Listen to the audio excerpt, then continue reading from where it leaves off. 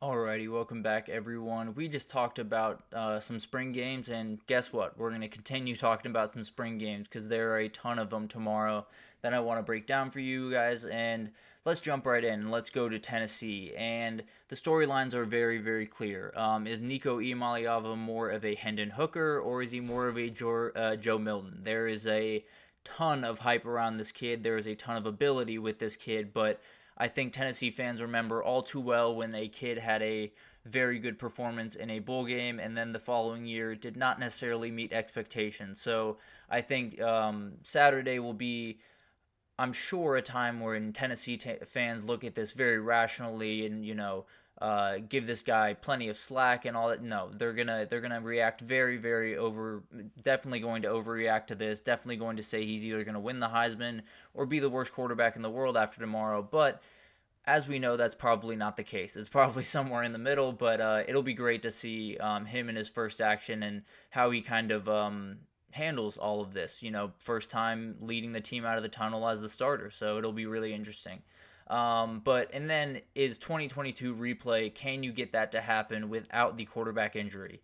It feels like a lot of things are in place for them to succeed. It feels like Josh Heupel has the team that he wants, but you got to put it together, and we'll see if tomorrow can be the start of that. And some of the different things that I'm watching for in particular is who are the difference makers on this defensive side of the ball outside of James Pierce Jr. I know who he is. I know he's a beast. I know he's a game wrecker, and I know he's going to terrorize people all year. But you need more than one guy to win in the SEC. You need multiple guys on that defensive side of the ball that are making big plays game after game. And it can't just be James Pierce Jr. making plays. There's got to be Arian Carter. There's got to be guys on the back end that make big time plays.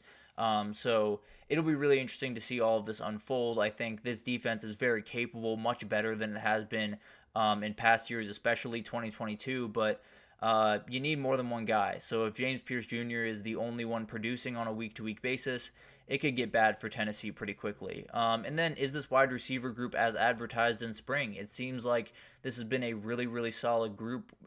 Brought in Chris Braswell II from Tulane, has a ton of really good guys, but are they on the same page as Nico Iamaleava? Are they rolling, and do these guys look the part? Also, who are the starters is very interesting because there's not necessarily that very obvious alpha or that very obvious starting three among those guys. So very interested to see who trots out first, for sure. And then let's jump over to the Big Ten and Penn State, and let's talk about the storylines. And these ones are very easy as well.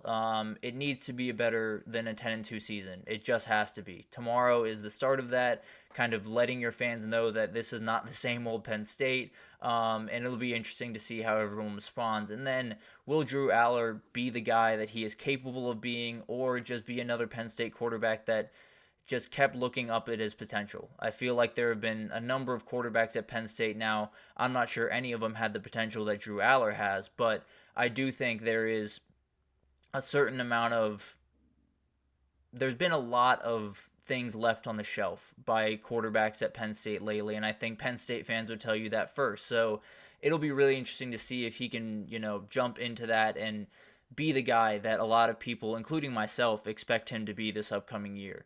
But what I'm watching for in particular is this wide receiver group, and are there three solid guys? You have Julian Fleming coming over from Ohio State. He's had a great spring, apparently. You have Craig Lambert, excuse me, as a solid number two option. You need more than that. You just have to have it, especially when you're playing these Big Ten defenses that have really good back ends, especially a team like Ohio State. You're going to have a number of different options to go after. I feel like I talked about them going after a wide receiver in the transfer portal. I think that is very, very possible, but do these guys stand out, and do they need a guy in the portal? Maybe I come out of this game thinking they're totally fine at wide receiver, but who knows? I guess we'll find out tomorrow. And then does the back end of this defense look as stout as it does last year, and or at least is it close? It's going to be really hard to replace Kalen King and Johnny Dixon, but AJ Harris has been huge in spring camp, coming over from Georgia, a transfer that they need to hit big time, and he's been proving it so far. So it'll be really interesting to see if he can continue that into Saturday and get Penn State fans feeling a little bit better about the departures that they had to endure this past year. But let's move on to Baton Rouge and talk about LSU. And these storylines, you guessed it, are relatively easy to set up. Jaden Daniels is out. Can Garrett Nussmeier, is he ready to roll? He's been sitting there for quite some time, waiting his turn very vigilantly, and now it's his time. It's time to step into the spotlight and lead your team, and it'll be really interesting to see how he responds to all that. The defensive staff, how can they improve this defense, and how quickly can they improve this defense? Because if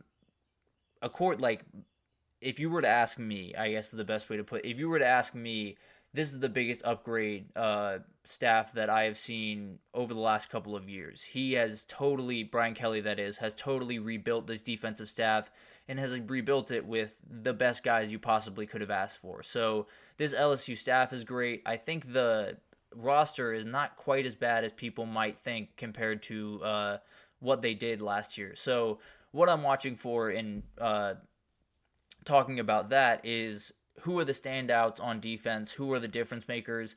And is it the guys that were the difference makers before? Is it the Harold Perkinses of the world? Are there some younger guys that step up into the fray?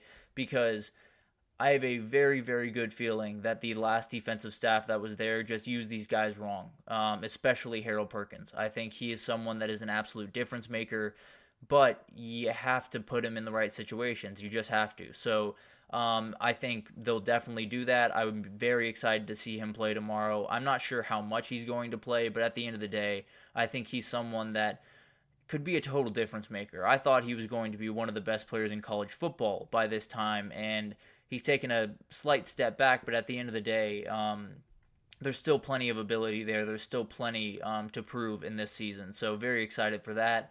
And then who are the two wide receivers to replace Malik Neighbors and Brian Thomas? Now, you're not going to replace them totally with two guys. I can tell you that pretty confidently, but there's tons of talent in that room, but tons of production to replace, and it'll be really interesting to see. Is it CJ Daniels and Kyron Lacey? Is it Chris Hilton? Is it, there's some other guys coming in that are a little bit younger that could definitely step up and make some big plays. So very excited to see what this wide receiver room is made of.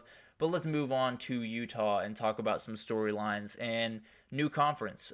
First time taking the field as a Big 12 team. They'll have that Big 12 patch on their jerseys, and it's going to be really interesting. I mean, they're one of the teams that everyone is pointing at as the favorite to win the conference, so very excited to see them in their first action.